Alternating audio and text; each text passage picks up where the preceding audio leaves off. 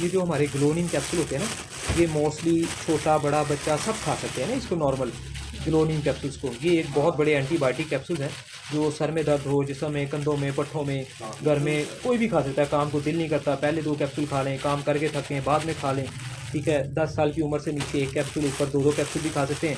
किसी को बहुत ज़्यादा सीवियर मसला है दर्दों का, ओवरऑल पूरे जिस्म में कुछ मसाइल बन रहे हैं, तो ये ग्लोनिन कैप्सूल जो होते हैं ये 2 की बजाय 3 से 4 इकट्ठे भी खाए जा सकते हैं, ठीक है जी।